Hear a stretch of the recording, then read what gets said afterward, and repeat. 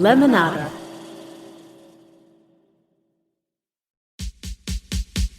Ask me, ask Iliza anything. It's time to ask. Ask me all your questions. Leave them in the Instagram comment section. Leave them on your Twitter or leave them on your Facebook. We'll see them, we'll read them, then we'll give you answers. You know it, I've got it. I've got the answer, the answer. You ask me, I'll tell you anything. Do you remember that? What? Remember that little dog where he's like, I got you on camera? Because that little dog's like, "Rah, rah, rah, rah, rah, rah." Oh, no, it was a woman. She's like, yeah, I got you. I got What? you. And then Yes. the dog goes, like in the last moment. Yeah, I got Yeah. you on camera. That's like, I got you. Yeah, I got you.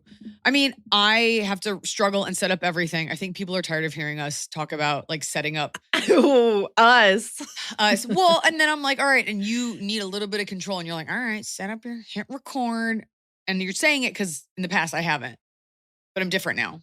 Well, because it would also be weird if I just sat here silently, like, You do. you good to go. Like, And oftentimes I'll be like, can you say check 1, 2? And you're like, check 1, 2. I'm like, why are you so quiet otherwise?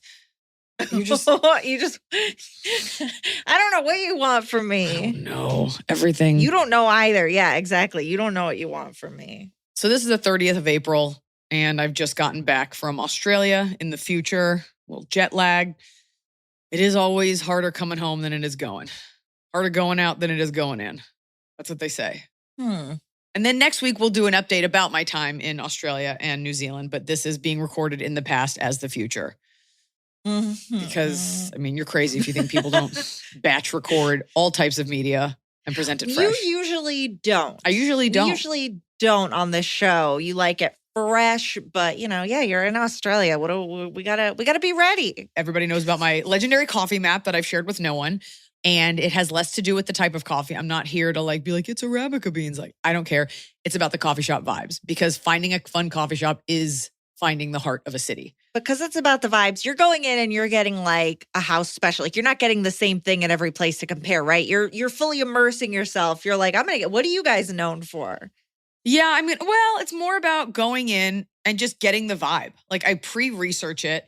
I go in, I order usually the same thing, but if it's somewhere different, I can get like a fun, whipped coffee or something. I see what the specialty is there and I judge it on things like, do you have fun coffee offerings?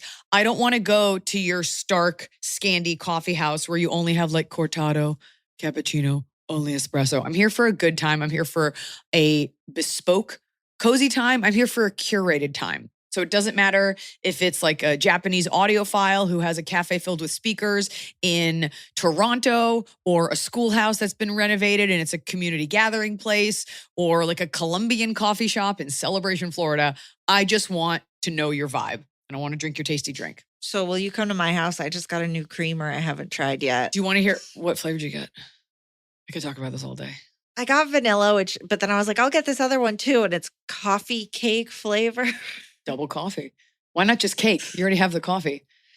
I don't know. I'm trying these Chobani creamers because they're actual cream and not chemicals, so they go bad. People will get mad at you. They'll be like, I know my International Delights are chemical. Don't come for me. I eat so much chemical, but you are all chemical. Yeah, I'm trying to. I will tell you, where I can. I did not drink coffee in college. It just like literally nobody ever offered it to me and I never thought about it. And then nobody ever offered. Sounds like you were like, nobody's offering you drugs. Nobody ever tried to get me go out back and have an espresso by the dumpsters. Nobody did. Nobody ever pressured me into drugs or drinking. Like nobody cares unless you're smoking hot. Like nobody fucking cares what you do in your free time. I remember there was this one like emo kid in my film class and it was a 4-hour class like every Wednesday. He would drink a black coffee because we had to 4 hours at night is kind of a lot. Oh no. Yeah. He would also bring like a full pint of ice cream. And I was like, that's kind of cool. And then one time we got stoned and I did it. I was like, this is awful. But that's inspired bringing that into class. But it wasn't until around 25 or 26 after Last Comic Standing because the other comics drank coffee. And I was like, I guess I get into this. And like you're 26. This is pre-Instagram. I just like bought a Coffee Mate coffee maker and I would buy my filters at Office Depot. And I would just make coffee for myself, but I would buy all of those little rat creamers you're talking about. And I had every perennial Christmas cookie, Ugh, French yes. vanilla, sweet cream. I never did the chocolate flavors. They are not great for you. It is soy excrement. There's no dairy in it. And it's not even no dairy in like a conscientious vegan way. It's like things that you don't want to be drinking. So just keep it in mind as I shame you. Well, I mean, the thing is, it's like I don't make all the best choices, so I just try to make better choices, right? So I have the little baby Cokes instead of a full can. I have an actual dairy creamer instead of a chemical, Well- trying to make those swaps that are easier. Look, and I'm not shading it because for years I drank it and then I did the keto diet in like 2018 and then I just stopped craving sugar in my coffee. That's just me. That's just how I'm better than you. But I will say I saw someone sent it to me, some infuriating article written to be infuriating. And it was like, Gen Z is discovering the art of being an at-home barista. And it was just some idiot making a coffee at home with her like little coffee bar, which every woman has dreamed of. Like, do I get like a little shelf for my spices? I love a coffee Right. moment. Make it a cozy corner. In my case, it is next to Noah's booze block, which is like a really nice cutting board and all the wood and oil that goes into that, and his starter for his sourdough and all of his flour. So it's kind of like not a cozy corner, but it's like this utilitarian corner. But I always try to spruce it up, just make it nice and cozy for me. Oh, I have an apology to issue to someone. We have a fan who goes by Lily Files. Yeah, what do you Well, do? I to just her? want to say this is a girl, I don't know her real name, who's been a fan for years. And I remember years ago, this girl saying that she loved to eat lavender. She says, I think this is her. I could be wrong. But she said she loved to eat lavender. And I say publicly, but like on some kind of either on Instagram or on our podcast or something, I was like, that's fucking gross. And I take it all back. And I've thought about saying this for years. Like, I love a lavender shortbread. I love a lavender ice cream. I love a lavender syrup. I love eating lavender. And I was wrong and I was ignorant and I apologize and I get it. It's like it's like floral and like the littlest bit spicy without being too adventurous, like French spicy. I don't like a floral flavor personally, so I stand by that. But I'm glad that your palate has evolved. No, you'll like it. Maybe even rose every once in a while. But last night I was like, I bet I can make my own lavender syrup. We have so much lavender here in Southern California. And I just took a picture of the lavender in our backyard and I texted it to my mother-in-law, who's a landscape designer. And I was like, can I eat this? And she was like, well, we did have devastating fires quite recently, so you might want to. How often do you text her, can I eat this, about various things outdoors? The amount of adult and parenting things that I just don't know as a grown woman. Like, how do I get that's blood a out? specialty. What? Can I tell you, this was actually going to be my bottom, but I was like, I actually can't talk about periods anymore on this show. You can't. It was But- funny. Now but we're I'm done. not. Okay. No, but I'm not. But I'm saying my leg, I got scratched by a cat. So my leg bled a little bit and it got on my bed, the leg blood. And something about that, I was like, ugh, looks like it's something else, but it's just leg blood. So it's fine. Hi, I'm Walter Legblood. I'll be your realtor. Listen, Emily, here's the thing. Here's why I think you're a liar. The amount of stories you About my tell leg me blood? about like a small scratch. You're like, and then I got a small scratch. I got a scratch down my arm. I got a scratch. Something scratched me. Who's scratching me? It's not There's always a we scratch. know who it is. No one gets scratched. I noticed your Bud Light sweatshirt, by the way.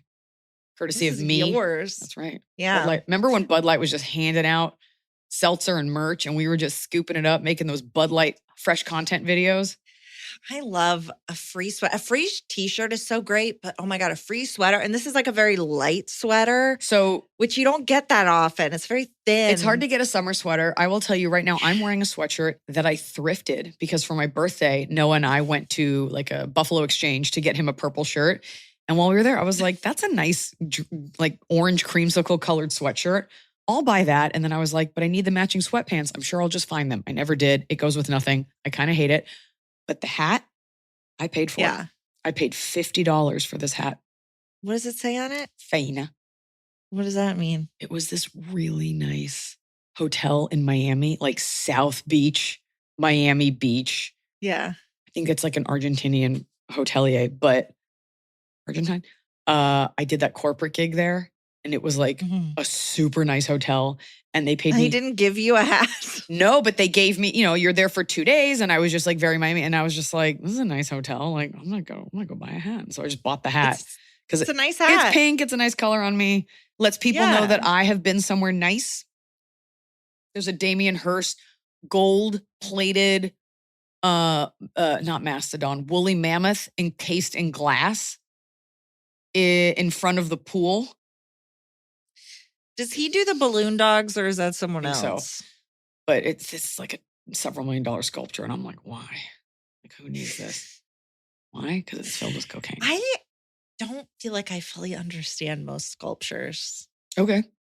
I'm not here to, we were talking about coffee. Anyway, that's it. I'm not going to go into like an art history appreciation moment with you. Anyways, so I'm all about having a coffee moment and it makes me really happy. I'm on my second coffee of the day and I, as a true adult, I go to bed looking forward to my cup of coffee. That's all. My daughter helps me make it. She makes a mess with the beans. And that's okay. Does she have like a little water cup alongside you? I let her like grind the beans. I let her put the beans in the thing. I let her watch the bubbles come up. It's an exciting day. Well, she's the kid that knows that like, not mommy needs her coffee, but like she knows mommy drinks coffee in a way that I didn't think about it with my mom. But like, I need it because I want it, not because I need it. Yes, it's fun. And I think that's a nice spot to be in. Like, it's like when I have my little baby Coke in the evening, it's like, oh, this is my little special fun drink. Do you drink it out of the can or do you pour it into a glass and make it nice? Can I make a suggestion for you? You want it in a cup? Then I got to wash the cup. Not a cup, you troglodyte. A glass. Not a cup, you toddler. A glass. My sippy cup. No. I have to clean out the spout. When I was pregnant, I would get like a Spindrift because we love them. And I would pour it into like a heavy, substantial cut crystal. We got Baccarat glasses, I think, as a wedding gift for my cousin. We also have some just nice ones, like a snifter or something. I would pour it in there. And it just feels special. So that is my wish for you, Emily.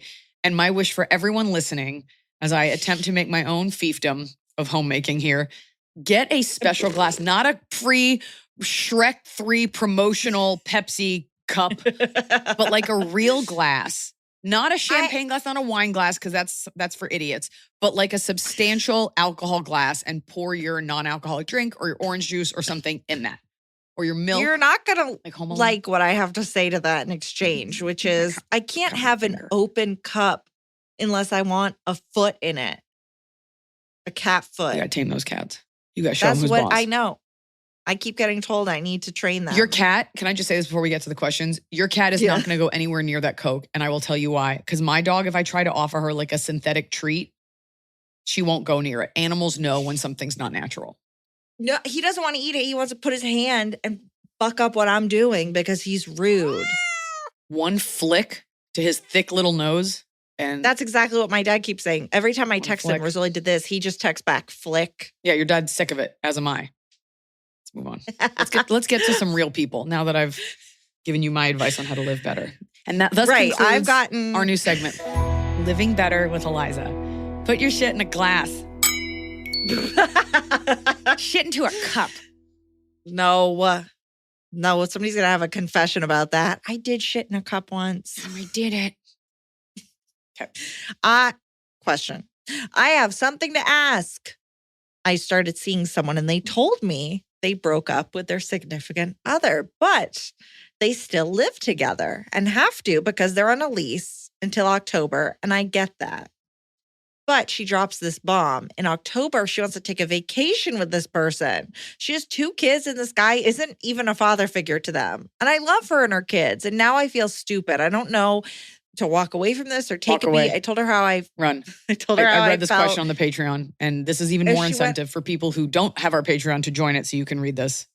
I told her how I felt, and if she went on vacation in October, then I probably wouldn't be around after that. But now I feel sad and confused. What should I do? Do I run and don't walk from this, or just walk in a little jog? LOL. Thank you for reading. And it looks like our question asker is a woman. A woman. Even if this person is into you, they're messy. and they need to sort out their situation before they involve you. It's your heart too. And even though her life is slightly more complicated, she is not respecting you. I don't know if she's just using you for sex or for the attention. I don't fault her for taking a vacation with the father because it is hard to take care of two kids. And if it's the only way to give your kids something special and the dad's coming and it's nice to have you guys together, she is not done with this person. I understand if you are in unfortunate financial circumstances and you can't just break your lease. I totally get that. But she needs to sort all of this out and she can come find you later. And the fact that you're like, I told her by October, which is half a year from now, 4 months from now, and you still were like, I probably won't be around. You are being treated as a doormat because you are acting like a doormat. Right? Yeah, this is gross. And you know what's going to happen? You're going to give it your everything. You're going to love her kids. You're going to become like an aunt to them. And then in a few months, she's going to be like, hey, listen, me and Rick, it's the father of my children. We're going to try to work it out. And by the way, in terms of him being a father figure, that's all hearsay. You don't know that. She told you that. You have no idea what's going on in that house, what their agreement is. She's not treating you with respect. And that's great that when you're together, she's really sweet. But you shouldn't be putting up with this. It's disrespectful to you and your heart.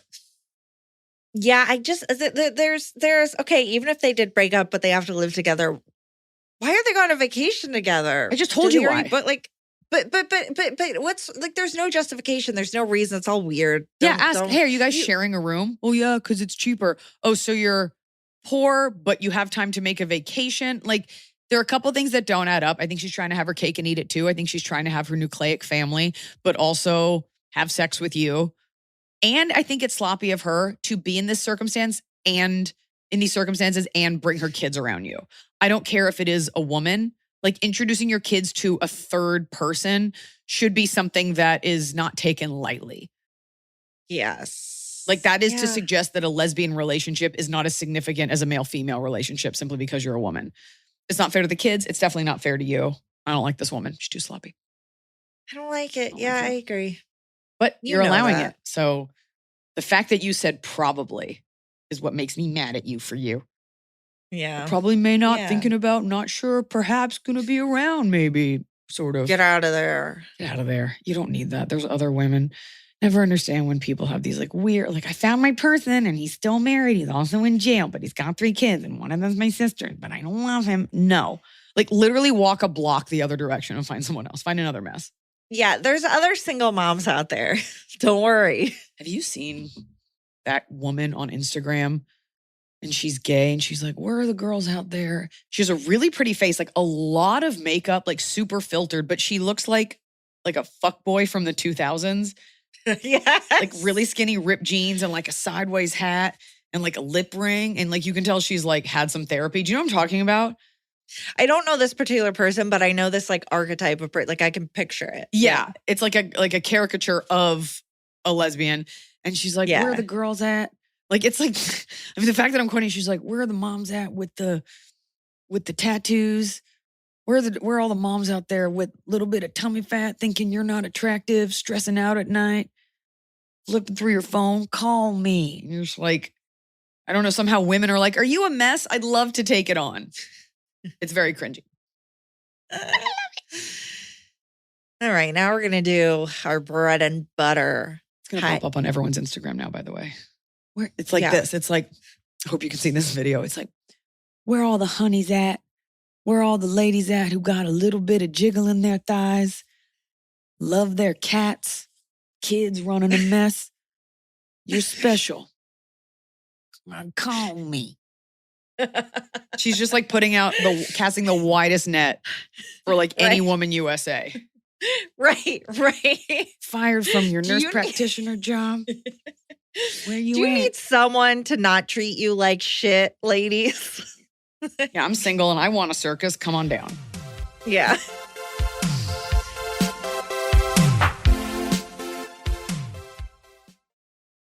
You know I'm obsessed with my dog. I know you're obsessed with your dog. I think it's safe to say that on this planet, we are obsessed with dogs. And we do so much for them. But weirdly, the one place a lot of people don't really do much for their dog is when it comes to their dog's food.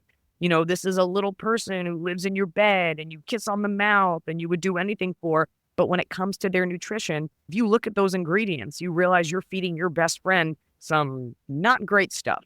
So let me tell you about Ollie. Ollie delivers clean, fresh, nutritious dog food. It's made in U.S. kitchens with the highest quality human-grade ingredients. And here's the thing. Healthier food means a healthier, happy dog. More energy, shinier coats, better poops, right?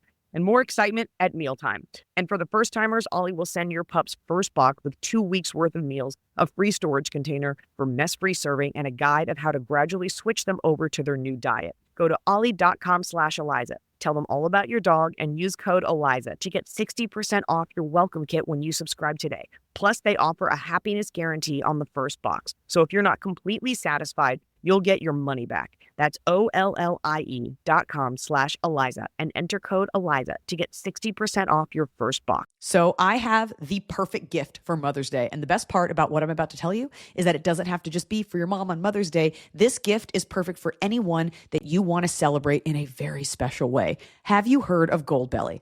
I have been ordering from Goldbelly for years. It is an amazing site where I can get the most iconic, famous foods from restaurants all across the U.S. And they will ship anywhere across the U.S. for free in time for Mother's Day. But whatever your mom is into, Goldbelly's got you covered. I wanted to take my mom to New Orleans for my show last year, and she couldn't make it. And she'd never been to New Orleans, so I got her chicken and andouille gumbo from Commander's Palace. This place is an institution, and we got garlic bread and some generous portions of that famous gumbo. So it wasn't exactly like New Orleans, but it sure did taste like New Orleans. But whatever your mom is into, Goldbelly's got you covered. And if you're looking to make Mother's Day perfect or want to impress your friends and family with an epic meal next time you host, go to goldbelly.com and get free shipping and 20% off your first order with promo code Iliza. That's goldbelly.com, code Iliza, for free shipping and 20% off your first order.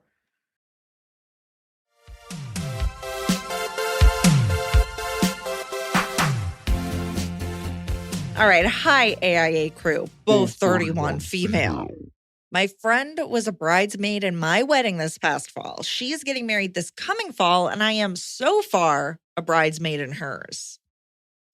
At my rehearsal dinner, she was seated at a table with all but 2 of the bridesmaids next to a good friend of hers who is also my husband's cousin. They hit it off at my bachelorette party.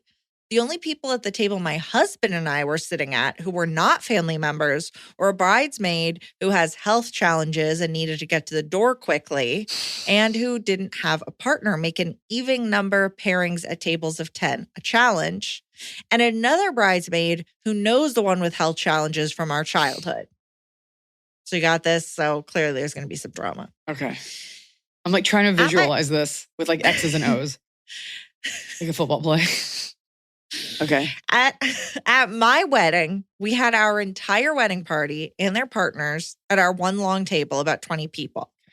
My sister sat directly next to me with my husband at my other side, and no one was in front of us. This friend was with her partner at the end of the long table across from a childhood friend of mine she's met many times and has repeatedly said she enjoys talking to. Okay, so we had a rehearsal dinner and a wedding where this friend was seated thoughtfully, but clearly there's going to be an issue. Okay. This friend sent a questionnaire about scheduling of her wedding events to her bridesmaids about a month before my wedding. She asked if there was anything she needed to know about our schedules. I'm an attorney and at the time had a trial scheduled in the weeks around her 4-day destination wedding weekend. Frequently, trials settle or dates get moved, which I told her but warned I may not be able to be at the Thursday night and Sunday morning events of that weekend, but could attend everything else if the trial actually happens, which was a slim possibility. In all likelihood, I'd be able to go to everything, and I called her at the time she sent the questionnaire to explain. She said, okay. 4 months after that questionnaire and my wedding, after acting completely normal with me that entire time, texting, seeing each other, venting to me about our wedding planning, she called to tell me how offended she was by the seating at my wedding, that she wasn't closer to me at least one of my events, and that it is unacceptable that I could not tell my boss I couldn't be involved with the trial in order to be at all of her wedding events. Based on our interactions, I was totally blindsided. I apologized and explained that the seating had to do with room logistics and some health challenges, and the trial was a remote possibility at this point, but I can't control the court's calendar. It never entered my mind to think about where any one person would want to be seated in relation to where I was sitting, since I sat down so little at my wedding. I reiterated how disappointed I would be to miss any of our events, but it was out of my control. Yeah. And I could be there for what I thought were the most important events, including the night before and the actual wedding. Right. I was told I, quote, didn't get it and needed to say, take some time to think about it and, quote, get off my high horse. I don't think she's using that right. After a few days, I reached out again and we spoke at length. I apologized sincerely and wanted to leave it at that, but she made me walk her through my thinking on the seating charts for all of the events. Of your And- wedding 4 months Yeah. ago? Yes. And basically, the upshot of the conversation was that I'm a disappointment to her because we don't think the same way emotionally about these things. I agreed that the things that seem to bother her do not bother me. She was assigning value to an action, seating, that I did not assign to that action. I said I was ready to move past this and continue our relationship as it was, because it doesn't bother me that we don't think the same way about these types of issues. She said she wants time and space and that I should not reach out to her directly until she reaches out to me. It has Ugh. been 2 months with nothing more than an oddly worded text on my birthday and following along in the bridesmaid group chat. Her sister recently got married and she cited how busy she was with that. So I've been holding off contacting her No. per her request, other than wish her family well for her sister's wedding. She responded warmly to that text, but I just don't know how to proceed from here. She has wedding events, bridal shower, bachelorette party coming up, but she hasn't substantively reached out in 2 months. Starting to feel like she's hoping I'll just cut myself loose and make a hard decision for her. The problem is I still care about her as a friend and our families are very close. I want to be there for her like she was for me. P.S.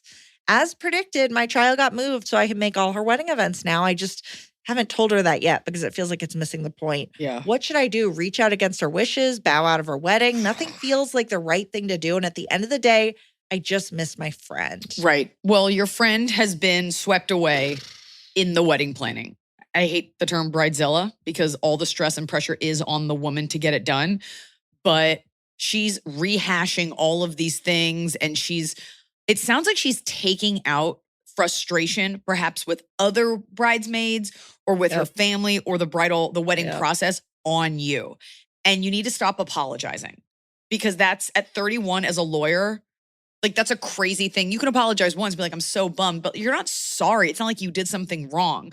And also, this woman needs a reality check. Like, as a bride at a wedding, like, the last thing that you should be thinking about is who your bridesmaid is sitting next to for a meal and everybody else can get up. The whole point is to make the bride's life easier.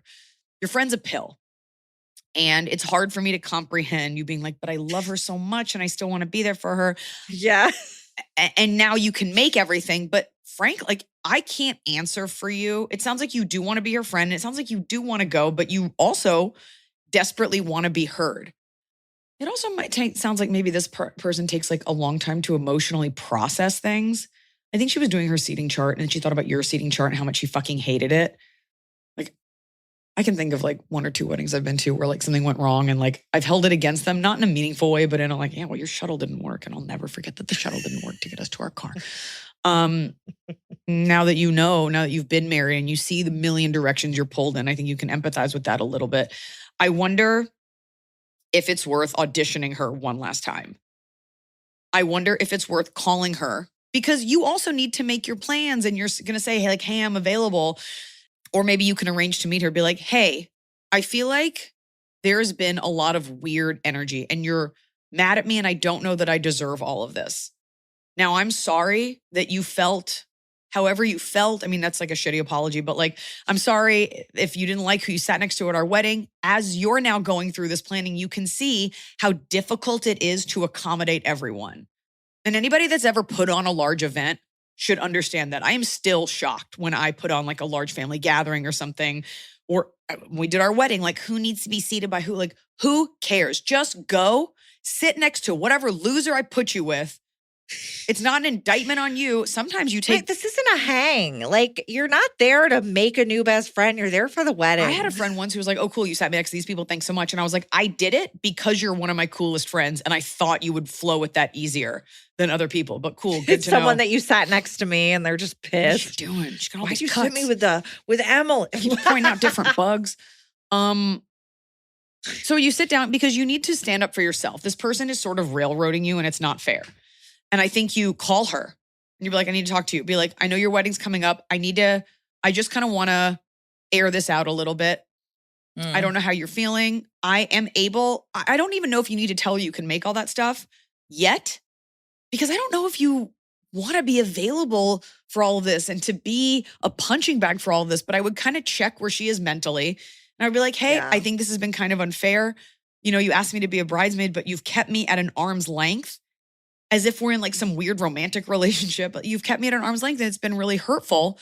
I found out I am able to make all of these things, but I kind of want to check in with you because it doesn't, if you don't want me there, that's okay. I need to clear this out. Like I as Iliza would have trouble not airing it out and not expressing myself.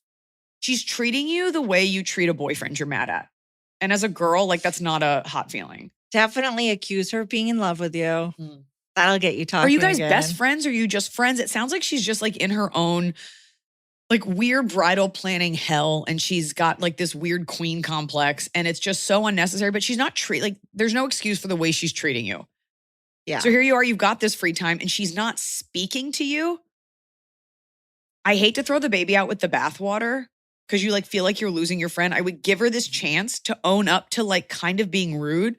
And if she can't, like this is also like a part in life where people sort of split off. Like you get weird at your wedding, you don't talk anymore.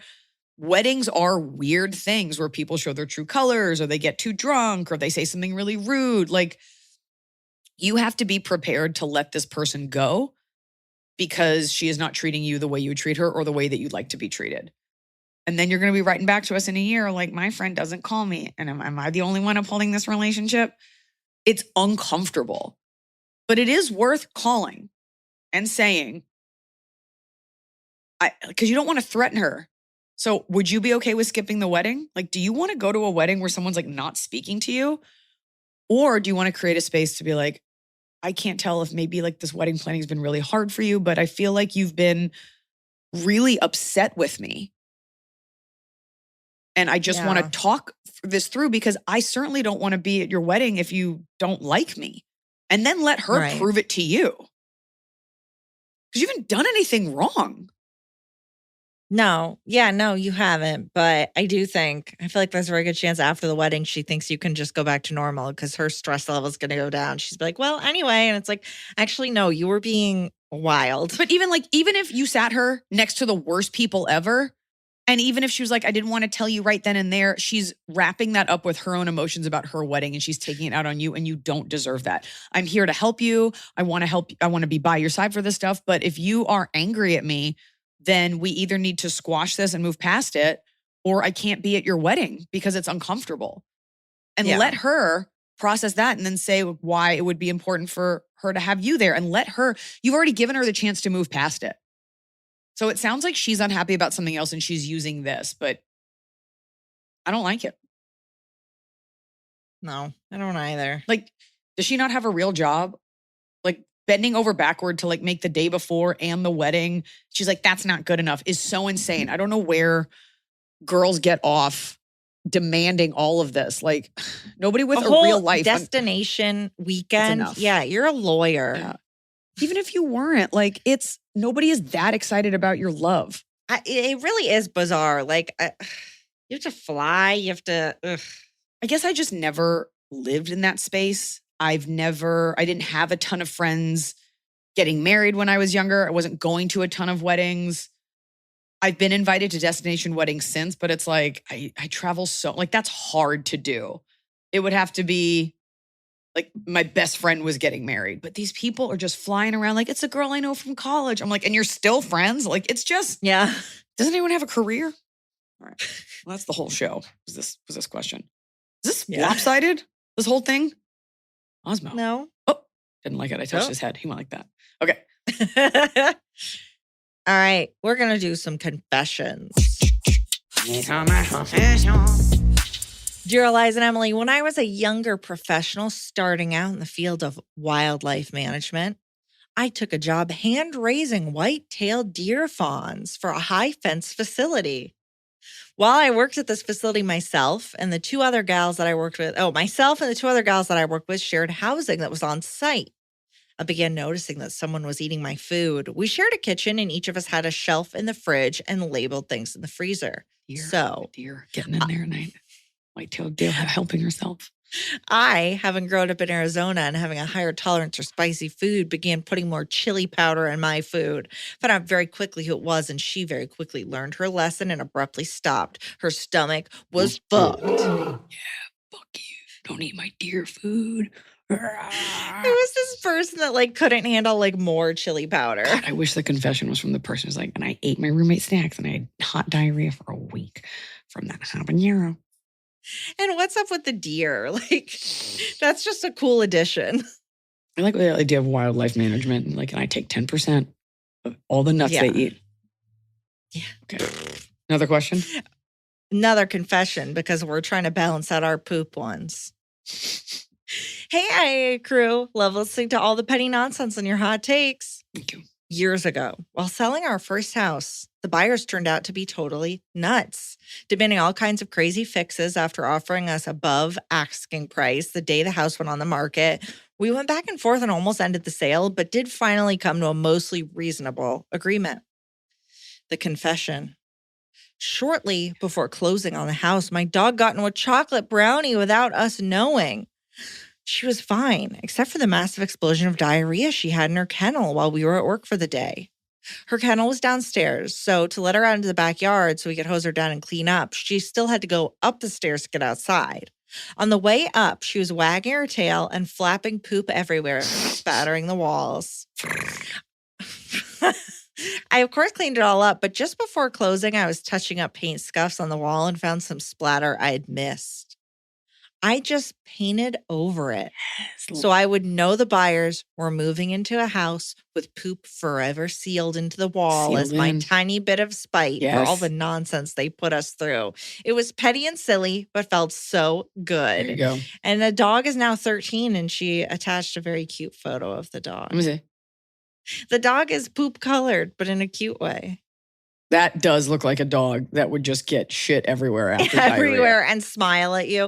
Just the idea that you painted it into the wall, yes. Was it the cask of Amontillado where he gets sealed in? It's just like that. Sealed in that little turd. For everyone at home, it's a chocolate lab, but you can tell it's older. It's got a full white muzzle, but it's a substantial dog that is just Buster doesn't feel well.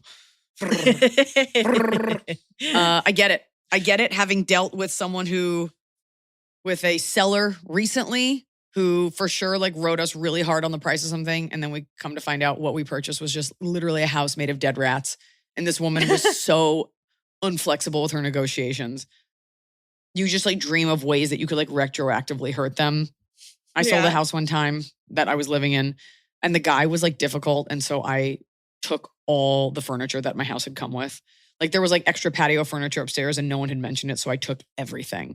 Every stitch that came with the house, I was like, you're not getting nothing from me. Yeah. Felt really good. Yeah. Yeah, I was like, what are you going to do? Call me later and be bring it back? No, I'm not answering that phone. Caveat emptor and caveat seller. Okay. All right, now people on the Patreon are just giving each other advice because our question asker says, open for comments. Hi, AIA crew and Patreon subscribers. I think my mom thinks I am settling with my boyfriend. I'm 28. My boyfriend is 32. We've been together 2 years. I work as a paralegal and make decent money. I'm also overly ambitious and have been on a journey of continuous self-improvement since I graduated college in 2019. My BF works as a manager at a local grocery store, so he doesn't make much money and doesn't have a whole lot of ambition to advance his career despite the awful pay and benefits. This is the second question asker we've had with someone who works at managing a grocery store. Do you remember that? The people listening will. It's fine. The people will remember. They will. I have no issue being the breadwinner. I'd love if he got a new job, but he's happy. He supports me and cares for me in every emotional and physical way. He is a giant teddy bear of a man. I wish my mom would see him for what he is and not worry if I'm being taken care of. Channeling my inner Cher, Mom, I am the rich man. You know that quote, right? Yes. Okay. Do you want to tell the audience? Oh, it's just someone asked Cher if she was going to marry a rich man. She was like, I am the rich man. Thank you. Rich man to rich man. What's some advice for handling this with my mom? I love my family more than anything, and their opinions mean a lot to me. I definitely struggle with needing external validation. It's something I'm working on, but me and my mom are really close, and it'd kill me if she doesn't like my partner. Any advice would be great from my big sisters or the patrons. Now, no patrons replied because they knew they better not step on our toes here. Your mother is looking out for you. And your mother, I don't know if your mom lives where you live. Like, I don't know if these are snapshot relationships. I don't know if she's gotten to spend much time around him, but your mother is looking at the earning potential for this man. Now, your mom's of a different generation, so she's going to have a different metric than perhaps we would or someone younger than us. Plenty of marriages, one's the breadwinner, one isn't. One's creative, one's not. One's the alpha, one's the beta. There's nothing wrong with being in a relationship where you are the breadwinner and he has a job. It's just there's not a ton of upward mobility. I think the bigger question is, and I do think you should have this conversation with him, like, what are his life goals? Because you're a paralegal. Mm-hmm. You know, that's a tough job. And I know that that's the kind of job that could lead to other jobs. I don't know if you're also thinking of going to law school, but there is some upward mobility with that. And hopefully you're good enough at it that you're going to be sought after and you'll have different opportunities. You will start to not have things in common as you get older if your career grows and it's on that parallel trajectory and he is just flatline managing a grocery store. I don't know what kind of life you envision for yourself. I don't know what it's going to look like if you decide to have a baby and you can't take time off and he's got to work at the grocery store. I think it's more about sitting down with him and asking his goals, because you should want him and he should want for himself to have other ambitions in life. And there's nothing wrong with managing a grocery store, but does he want to become the regional manager? Does he have ideas for something else? Does he have a hobby he's super passionate about? So your mom is really under it all looking to make sure that the rest of your life is easier. And I don't know, again, where you live. Like if you guys live in like rural Kentucky and you're a paralegal and he's at a grocery store and it's all like in downtown, that's different than if you live in New York and this is the case. It's about, do you guys come from do you have the same ideals? Do you have the same values? And do you have the same goals? Are you going to be a paralegal and go on to do something else? And he's going to maybe be a stay-at-home dad if you even want to have kids. And so I think it's worth having those conversations with him to make sure that you're aligned in your goals and what you each want for yourselves and together before you go full on defending this guy to your mom. That way you can sit down with your mom and you can say, your approval means so much to me. We want to build something together. Here's what his goals are. Here's what mine are. We're not just flying by the seat of our pants, because your mom is ultimately wanting to make sure that you're taken care of when she's gone. So I appreciate that you are like not angry at your mom about this and you want her approval. And you should also hear from her why she doesn't approve and try to listen to it versus like, you're just being a bitch. You don't like him because of whatever. So I think you're being pretty level-headed about it, but it is worth checking in with him. And if he's like, I just like being a grocery store manager, my family's everything, like that's okay. And it's easy when you're younger to say, I don't mind being the breadwinner, but there are stresses and complications that do come with that. So take it slow. Get all the info. Right. If he's supporting you in other ways, like you're working really hard and he's very fulfilled in his job. And so he makes dinner or he comes and hangs out, like I just feel like there are other, just like we wouldn't, if a man is making the money and the woman's a stay-at-home mom, it's not like, well, what are her ambitions? Yeah. And you can say that to your mom, be like, he takes out all the trash. He does the cooking, the cleaning. He does all these things that I don't have time for. And it works perfectly. And it's been working. Yeah. And also I think like if you got engaged, then maybe I think she's afraid that you're just like dating someone that has no future. But maybe if you got engaged, it would be different. Or maybe if she'd spent significant time with him. And by the way, she could still think he's a really nice guy, just not good enough for you. And that's okay too. Mm. I'm saying like she can think that, but she'll have to just get over it. And she will one day, if he is a good guy. Right.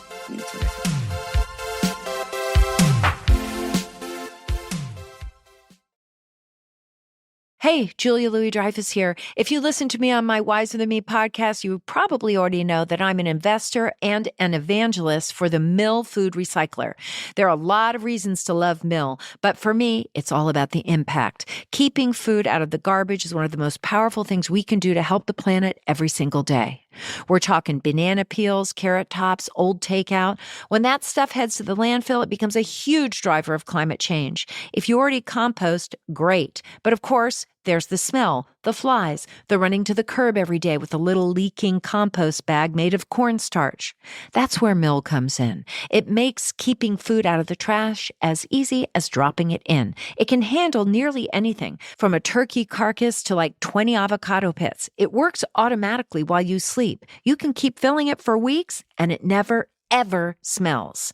Mill makes dry, nutrient-rich grounds that you can use in your garden, add to your compost, feed to your chickens, or Mill can get them back to a small farm for you.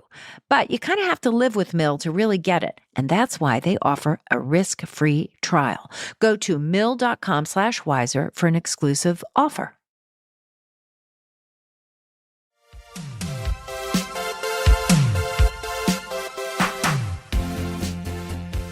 Hey, Eliza and Emily. I am a 41-year-old successful business lady who recently fell in love with a 39-year-old blue-collar fella.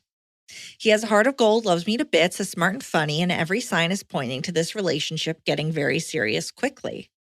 I make considerably more money than he does. This isn't exactly his favorite fact, but he is mature enough to not let it get in the way of our relationship. If I want to go to a fancy meal or take us on a nice trip, I simply foot the bill. This doesn't even remotely bother me. Our life situations have led us to different financial outcomes, and I see him as a peer on every level. I just don't care who is paying for our beautiful life as long as we have it together. We've talked about marriage, and we are both excited about it. My question is about buying an engagement ring. I know he cannot afford the ring I want.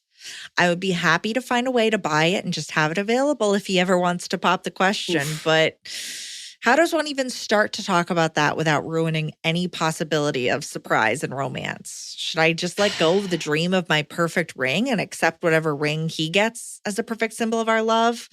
I've worked hard to have enough resources to be able to enjoy the finer things in life and could easily foot the bill on this. And it seems like I should, since even a modest ring would be a challenge for him to swing. In the end, this really doesn't matter that much. It's just a ring, right? But I'd love to hear your thoughts and feedback because I really would love to have the symbol of our love be as impressive, perfect, and beautiful as the love itself. Thanks for your time. Please keep me anonymous. Well, that's the issue. You're wanting to present your love as perfect, and it isn't. No love is. Your love is a man that you love for reasons that have nothing to do with financial means. And that ring would be a representation of you buying yourself a beautiful piece of jewelry. It's not symbolic of the two of you or his love for you. And if you're already telling me that it isn't his favorite subject that you make more than him, I can't imagine he's going to feel good about you buying this ring. You can buy another beautiful ring. I have my own diamond rings that I bought myself that I wear on my right hand. And they're meaningful to me, and some of the diamonds have fallen out, but who cares? I make more money than my husband. This is not something that he is like embarrassed about or shy about because he does so many things that I could never do. He is so supportive in so many ways. And this is also to the person who just wrote in the question, and it works. So you're talking to a woman who lives and walks that walk, right? But my husband bought me my wedding ring. And we did the mature thing, which is we talk about the styles I absolutely would never wear, what I like. We went to the jewelry district together, and I left the room while he negotiated a price with like a wholesale diamond person. He also got a beautiful diamond that was his, but within his family. It was like from his grandma, and it was a diamond for him. So that does make it easier. Maybe he has a piece of family jewelry, but I think as girls, sometimes we get caught up in this fantasy. You're already not living the fairy tale dream. You already are an empowered woman who makes more money, and you're married to this and you've got this beautiful blue collar guy who makes less than you. You're already off on the wrong foot for that idyllic fairy tale dream. So you're gonna have to shelf the idea of like, and then he's gonna surprise me with this perfect ring. It's already imperfect. You want him to surprise you with a ring that you bought? That puts you on the weirdest footing, and it's going to plant this weird seed. I don't think you're going to respect him. He wants to marry you. He can find you a ring. There are beautiful rings out there that are smaller, and it would make him feel good to give it to you. And that ring, if you agreed, I don't want a pear cut diamond. I do want a lab grown diamond. I won't wear a sapphire or whatever. That ring will represent his love for you and what he can provide, and it will represent the two of you. Any other way is a misrepresentation of what you have, and it's just a representation of the image you want to convey. This is really tough. Yes, because I agree. And it's any other piece of jewelry. It's like, yeah, get exactly what you want. But there is an element of this that is very controlled. It's like, I know exactly the ring. I want him to use this. I want it to present this ideal. What do you need him for? That's really tough. Right. Yeah. Like, and I could have it on hand for him. And one day he could ask me for it. That's really tough. I do wonder if there's like, let him choose the engagement ring and you pick out and get you to like the matching wedding rings, something like else. that. Or go buy yourself a nice ring. You want to have the big diamond and you want to walk around, and then what? Are you going to tell people that you bought it, or are you going to let people think that he bought it for you? Because also, if I see that guy, if I'm that guy's friend or relative or whatever, and I see you with the biggest ring, I'm like, why would he spend his money so stupidly when he doesn't have that much money? You know what I mean? Like, what do you think people are going to think about your ring? Not that it matters what other people think, but it seems to matter to you in terms of this ring. It's not just like, oh, I really want this ring because it was the same kind my grandmother had, or I saw it as a child. I understand putting on airs. I do. I understand wanting to project a certain image, and I understand having the money to do so and being like, well, I want to go do this, so let's go do that. And I think that's great.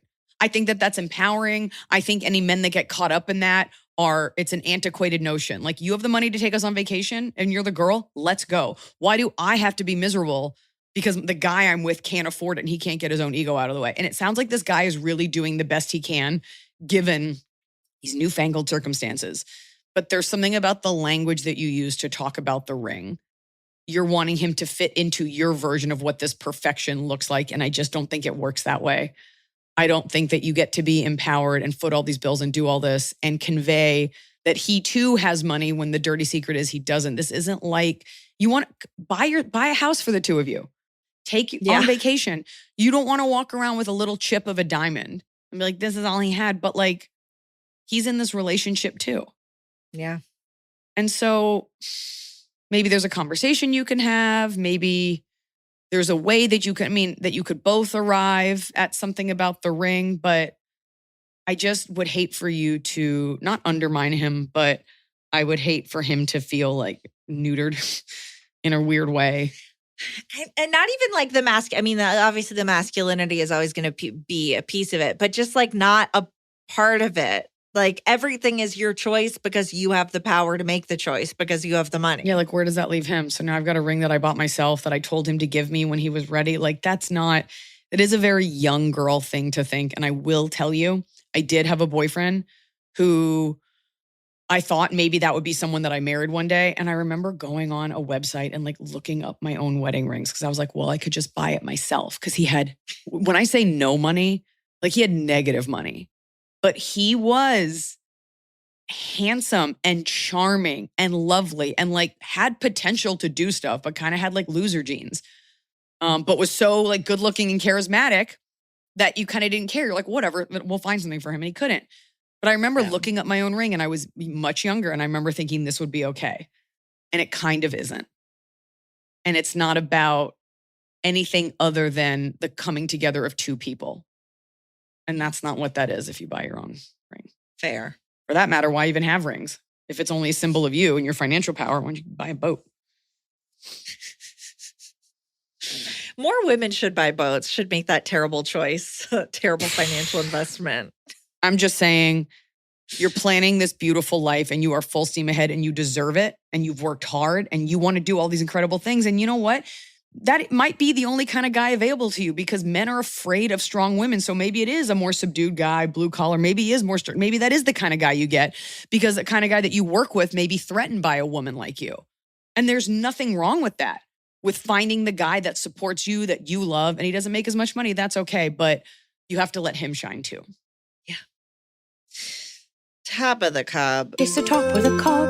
We're doing it right every day. You just take a bite, top of the cob. Okay. starting with bottom. I feel like I always create momentum and then you're like, okay. And then it's now it's over. like an applause break or something. All right, start Leave with. him wanting more. I got a good bottom. Mildred Goodbottom. My God. All right. We have from a fan. My bottom of the cob is trucks are too big. I'm talking about civilians driving big honking jacked up trucks. They take up too much space in parking spots, block visibility when you're trying to pull out, and are huge gas guzzlers. Unless you are hauling something or it's necessary for your job, it is completely obnoxious to have a big ass truck just to compete in some dick swinging contest with other drivers. We get it. You have a small wiener. I'd like to propose a tax on big trucks, unless you legitimately need it for your job. Well, there's about to be on the parts. I do get annoyed at how far out the side mirrors go. They're just like taking up too much space. like ram horns. Yeah. If you are not What are you hauling doing? anything, it is stupid to have a truck. And that is coming from someone who like wanted a truck. I like a truck, but Yeah. I don't want to throw my luggage for the airport in the back. You're not hauling No. nothing. You don't need a truck. You have to use steps to get in your car, but you're not doing any hauling. My high Get it school together. boyfriend had a Dodge Ram 4x4 and it had a lift kit. And it was Mhm. like silly looking. And I, in like my prom dress, had to like step up into it. And I didn't have sex with him. I Oh, was like, this truck isn't enough. it was too I small. was like, of a I'm truck. 16. What do you want from me? Okay. My bottom is it is the year 2025, and yet in my head I have 1877 cars for kids, KARS cars for kids, Okay. 1877 cars for kids. Donate your car today for like 5 days. I'm going insane. Let a kid drive your car. Help me. No, It's because the worst. I can't because I have Frozen stuck in my head. And You Encanto. At least are watching it with your child. I'm not watching a Cars for Kids ad, Well, but it's in my head. now everyone hates you because now it's going to be in their head. That's exactly what I've passed it on like the ring. Oh, yeah. Can I say, have you ever seen Encanto? Yes. So it's so great. My favorite song in very Encanto good. is the lesbian strong sister. Yes, that's the best one. Lin-Manuel Miranda is a genius. And that song is so good. It's so I'm not gonna good. sing it, 'cause nobody I wants it. posted on Reddit because I could not. I was just like, there's this rap-ish song. It's this song. It's a woman. It's in my head and I can't remember what it is. And someone comments like, it's like the tip of my tongue subreddit. Someone's like, is it this song from Encanto? And I'm like, yes. Yeah. Whoa. That's the That's part. a great song. I love it. Yeah. I love it. What's your bottom? That's my endorsement. My bottom of the cob, okay, is away messages on email.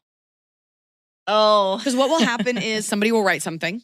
Literally Mhm. 30 minutes later, I'll write back and then I get the bounce back of like, I'm out of the office with limited email. You're like, it's such a flex Where'd you go? to set. And like, where'd you go? We were in the middle of talking. It's like when you visit a doctor's office and you're like, wait, I had a question. They're like, he's in with a patient now. You can never get to him again Yeah. or her.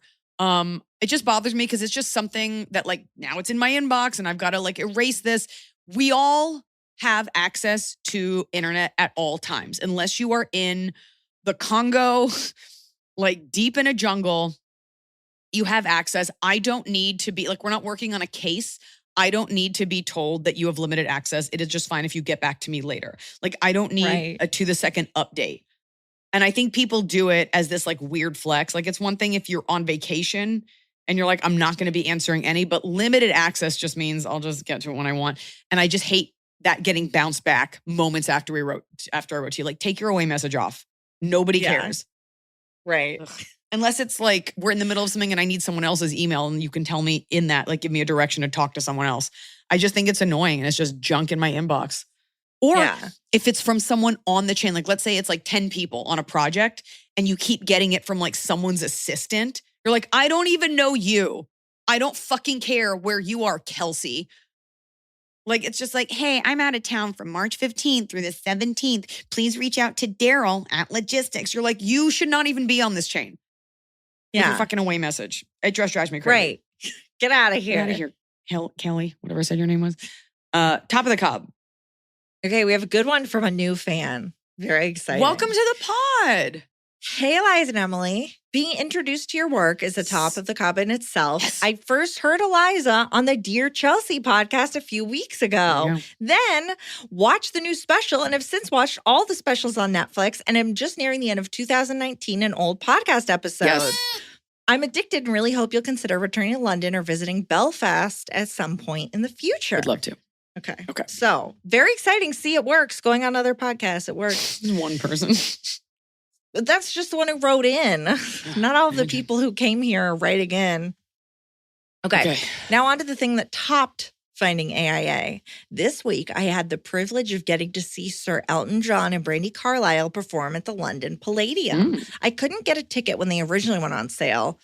Bottom of the cob is definitely people who buy tickets just to sell them at extortionate prices. So ended up paying a much overpriced one on tickets resale site, but not with a great seat. I was way up top in the Grand Circle, but just so grateful I got any ticket. Grand Circle. As I waited in the queue to enter the hospitality suite the night of the show, I complimented a guy on his purple velvet jacket and we got to chatting. Suddenly he mentioned his wife hadn't been able to make the show because their son was sick. He had flown all the way from Australia to London just for a one-night stay. Wow. And since I was alone, would I mind sitting with him? I asked which seat in case it was worse than mine. It turned out he had front row tickets. Not only did I get to sit 10 feet away from Elton John as he played the piano, yes, I could see his fingers on those keys. I also got to meet Ronnie Wood from the Rolling Stones, Jason Momoa, and Bjorn Ulvaeus from ABBA. It was one of the best nights of my life, and I'm still riding the high 2 days later. The funny thing was, in order to even be eligible to buy the original tickets, I had to pre-purchase Elton and Brandy's new album on CD and cassette. I don't have a machine that plays either of those, and yet I ordered copies from both artists. The morning the tickets were on sale, I told myself if I was meant to get a ticket, the universe would make sure I got one. I just never expected it to be that good. Just goes to show that manifestations do sometimes work. I'm looking forward to listening to the 200 plus episodes of the show I've still yet to catch up on. Hope I get to see you live on stage in the not too distant future. A new huge fan, Maz. Now, that is not manifestation. That is karma because you were a delight to that velvet jacketed man. And he said, you know what?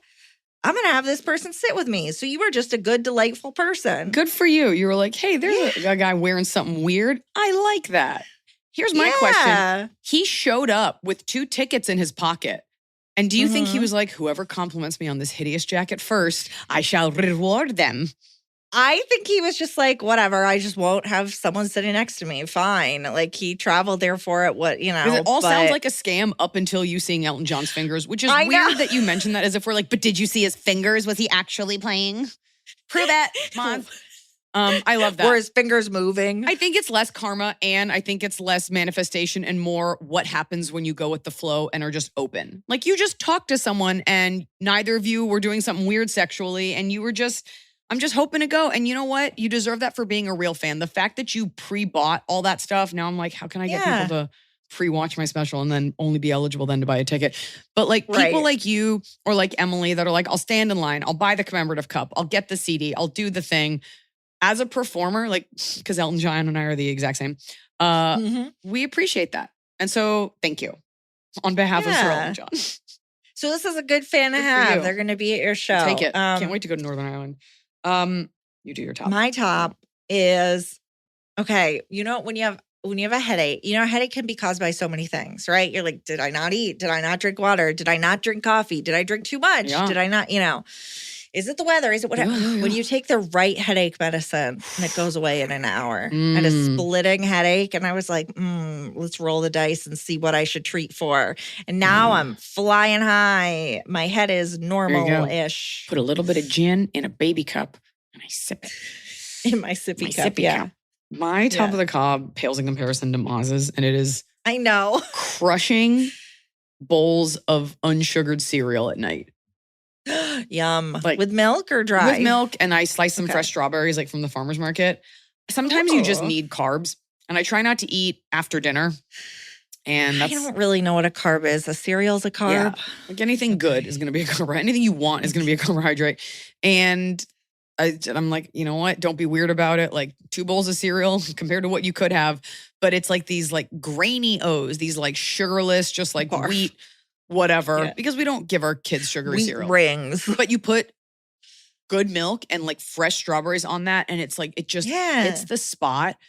It's cold. It's cold and it's that crunch and the like the mealiness of the cereal. And I just, the second bowl is never as good as the first. Noah and I are watching Cheers, Tail to Snout. So I'm deep in the world of Sam and Diane. It's always nice to do for an education on TV comedy. But yeah, that was deeply satisfying. You know when you get to Kirstie. I want to talk about it. No spoilers. Oh, I've never watched it. I just love Kirstie Alley and Rhea Perlman. You know who was on? Shelley Long. One of the episodes was Corey Feldman. It was like a little boy who plays baseball in one of them. Oh yeah, people are on that show. Yeah. And that's it. So that's what I'm doing right now. And you guys, this is the end of the month. I am sure I had fun in Aotearoa, New Zealand, and Australia. And I will see you in and around. Probably going to be doing a special Mother's Day show. I guess I could put that out there. Probably going to be doing a special Mother's Day show at the Brea Improv. Going to be doing it that Saturday. I'm going to do a brunch show. We can always cut this out if for some reason I don't, but we are going to do a special Mother's Day show. And yeah, this is... I have some really exciting news to share soon, but I'm not going to do it until it's like in the trades. But I do have something exciting to share. And come see me. I'll be running some sets in and around LA until I take my summer break. And we'll be doing this podcast. And we're here, ramping up the show, getting more questions now than ever. New fans like Maz. Come on over, convert your friends.